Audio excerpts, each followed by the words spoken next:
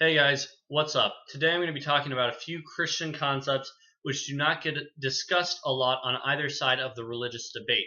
Atheists tend to focus on more obvious arguments, like inconsistencies between the Gospels and atrocities in the Old Testament, but it is important to bring new ideas to the discussion as well. First, I will examine the idea of delayed judgment. Christians believe in a judgment day.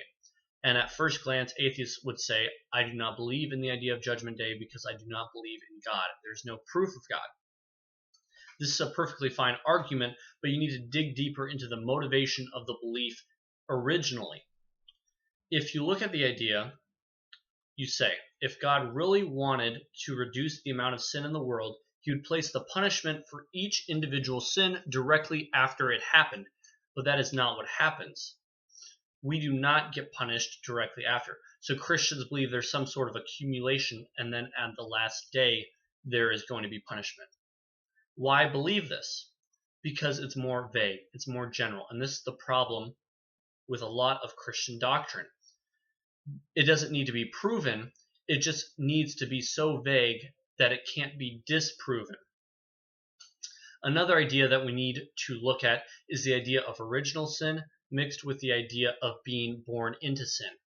This idea is helpful to Christians because it creates a sense of helplessness in humanity.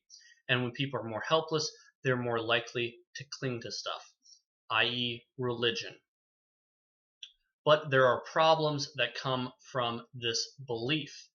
If you believe that sin nature is the ability to sin, or the motivation to sin, or something along those lines, and that every person is born with that, and there can be no perfection with sin nature, then there was sin nature before the fall.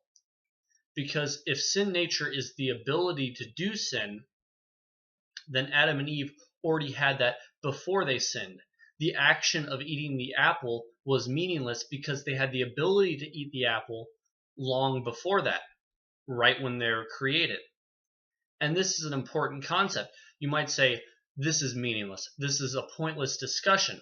But this concept shifts the blame for imperfection from God, who created humans and created our nature, to humans which have no control over their nature.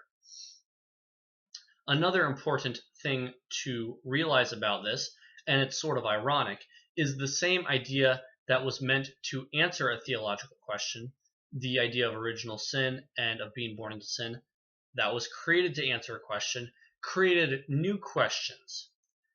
Fetuses, babies that die, they are born with a sin nature according to Christianity, but they don't have a chance to accept Jesus Christ. So what happens in that case? There's no biblical answer for it. And you can be a Catholic and accept, well, tradition says otherwise, but I don't see any basis for that either. So I hope you guys enjoyed this video. I'll be having a new slam poem coming out sometime soon. Please like and subscribe, and I will see you guys sometime next week.